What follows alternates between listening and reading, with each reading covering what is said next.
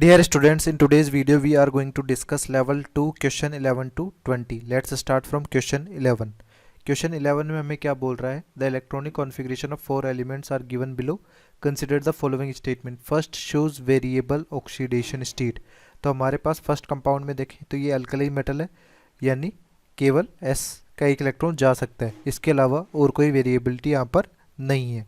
D block elements mostly variable oxidation state show करते हैं, तो ये स्टेटमेंट फॉल्स हो जाएगा. फिर अपने पास है second is a D block element. Second compound में आप यदि देखें तो 5f14 6d1 और 7s2. तो यहाँ पे जो लास्ट इलेक्ट्रॉन जा रहा है वो किस में जा रहा है? F सबसेल में जा रहा है, तो ये F ब्लॉक एलिमेंट है ना कि डी ब्लॉक एलिमेंट, तो ये फॉल्स हो जाएगा. फिर अपने पास है the compound formed between first and third is covalent. First और थर्ड, यहाँ पर ये S ब्लॉक एलिमेंट है और ये P ब्लॉक एलिमेंट है. P ब्लॉक में भी हमारे पास हेलोजन फैमिली का है ये, क्योंकि 4p5 है हेलोजन फैमिली.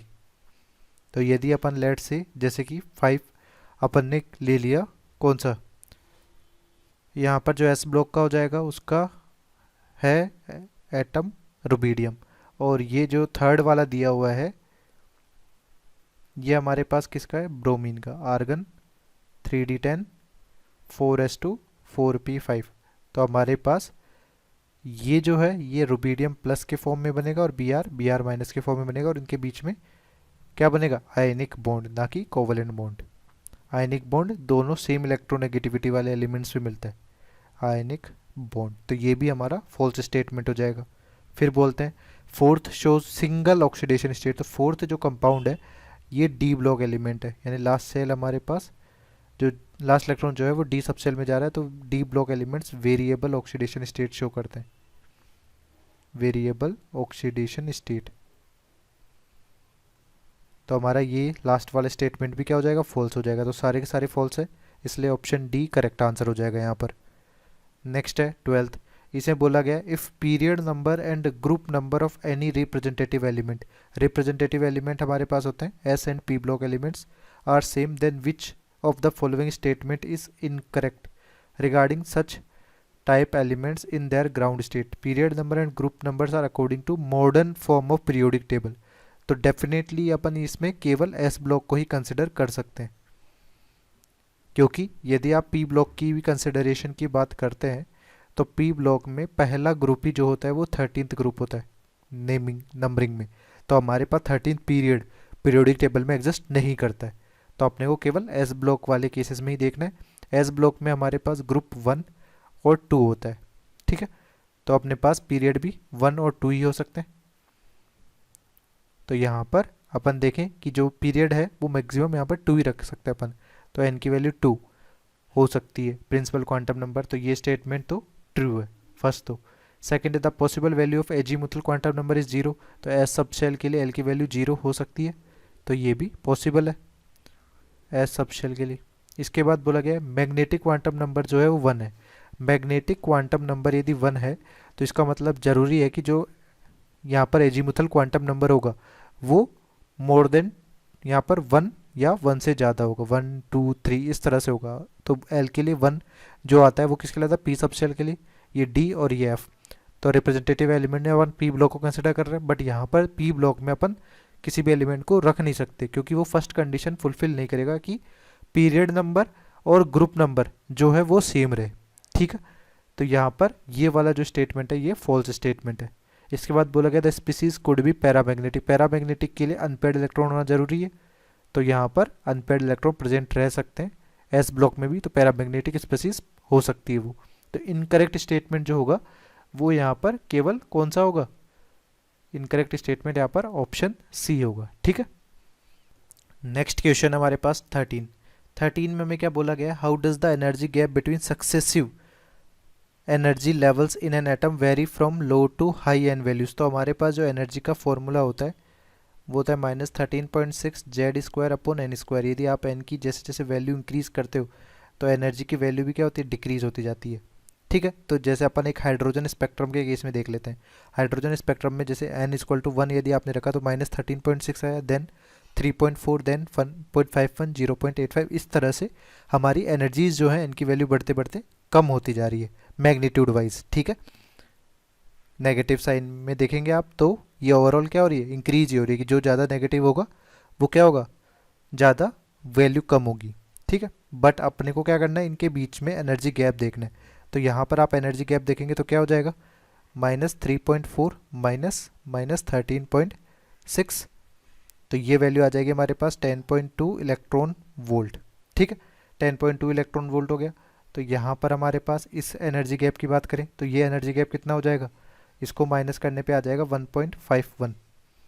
ठीक है, इसी तरह से इस एनर्जी गैप की बात करें तो ये हो जाएगा 0.66। इस एनर्जी गैप की बात करें तो ये हमारे पास कितना हो जाएगा, 0.31। तो जैसे जैसे ऊपर जा रहे हो तो एनर्जी गैप क्या होता जा रहा है, कम होता जा रहा है। तो जैसे जैसे एन की वैल्यू इंक्रीज कर रही है एनर्जी गैप डिक्रीजेस, तो ऑप्शन बी हमारा यहाँ पर करेक्ट आंसर हो जाएगा। ठीक है, नेक्स्ट है 14th। 14th में हमें क्या बोला गया है, which of the following properties of the alkaline earth metal increases from beryllium to boron, sorry barium, beryllium, magnesium, calcium, strontium, barium. Top to bottom जाने पे हमारे पास क्या होती है, रेडियस जो होती है वो इंक्रीज करती है। रेडियस इंक्रीज करने से आयोनाइजेशन एनर्जी जो होता है वो डिक्रीज करती है। न्यूक्लियर चार्ज यानी जेड की वैल्यू या नंबर ऑफ प्रोटॉन्स की जो वैल्यू है वो टॉप टू बॉटम जाने में क्या हो रहा है, इंक्रीज कर रहा है, क्योंकि एटॉमिक नंबर इंक्रीज कर रहा है, बिकॉज एटॉमिक नंबर इंक्रीजेस। तो हमारे पास फर्स्ट और थर्ड जो है term atomic radius and nuclear charge increase हो रहे हैं। तो हमारे पास कौन सा ऑप्शन करेक्ट हो जाएगा, ऑप्शन बी करेक्ट आंसर होगा। नेक्स्ट है 15th। इसमें बोला गया है which of the following is the incorrect match for the atoms of elements. ठीक है, तो अपने पास देखिए यहाँ पर 3d54s1 है, तो जो हाईएस्ट एन की वैल्यू होती है, एन की जो हाईएस्ट वैल्यू होगी ये होती है पीरियड नंबर। ठीक है, तो हमारे पास देख लेते हैं यहाँ पर ये 4 है, फोर्थ पीरियड है, तो ये वाली चीज़ है। यहाँ पर हाईएस्ट वैल्यू 4 है, 4d10 5s0 होगा यहाँ पर। ठीक है, ये पैलेडियम का इलेक्ट्रॉनिक कॉन्फ़िगरेशन है, तो ये फिफ्थ पीरियड ही होगा। ठीक है, इसके बाद में हमारे पास 6, क्योंकि यहाँ पर 5s0 क्यों हो रहा है, क्योंकि 4d10 एक्स्ट्रा स्टेबिलिटी मिल रही है। फिर 6d2 7s2 में 7th पीरियड होगा। यहाँ पर अपन देखें तो यहाँ पे 6th पीरियड होगा, तो ये भी सही है। तो पीरियड वाइज तो कोई प्रॉब्लम नहीं है। बट आगे अपन देखें ग्रुप नंबर की बात है, तो ग्रुप नंबर के लिए आपको क्या करना है, मॉडर्न पीरियोडिक टेबल के हिसाब से एस सब शेल में और डी सब शेल में जो इलेक्ट्रॉन है वो मिला के हमारे पास क्या हो जाएगा, ग्रुप नंबर हो जाएगा। तो यहाँ पर 5+1 6th ग्रुप, तो ये वाला भी सही है। इसी तरह से 4d10 के लिए अपन बात करें तो यहाँ पर 0+10 ये 10th ग्रुप होगा, तो यहाँ पर 12th ग्रुप लिखा हुआ है, ये 10th ग्रुप होगा। ठीक है, इसी तरह से यहाँ पर देखें, यहाँ पर 7s2 6d2 हमारे पास दिया गया है, तो ये जो है 6d2 और 7s2 कॉन्फ़िगरेशन ये हमारे पास किस में आ रहा है, एफ ब्लॉक में आ रहा है। एफ ब्लॉक एलिमेंट है ये, एफ ब्लॉक एलिमेंट में, बट एफ सबसेल में इलेक्ट्रॉन नहीं जा रहा है, ये थोड़ा एक्सेप्शनल इलेक्ट्रॉनिक कॉन्फ़िगरेशन है। बट एफ ब्लॉक के लिए जो ग्रुप होता है वो केवल थर्ड ग्रुप एलिमेंट होते हैं सारे के सारे एफ ब्लॉक। ठीक है, तो ये स्टेटमेंट भी ठीक है। फिर अपने पास बोला गया 5d2 6s2 और 4f14, तो यहाँ पर अपन ने क्या किया, पहले 6s2 में भरा, फिर 5d1, फिर 4f14 और उसके बाद एक और इलेक्ट्रॉन आपने भरा है। तो सिंपली आपको क्या करना है, एस और डी के समेशन करना है, तो इससे भी फोर्थ ग्रुप हमारे पास आ जाएगा।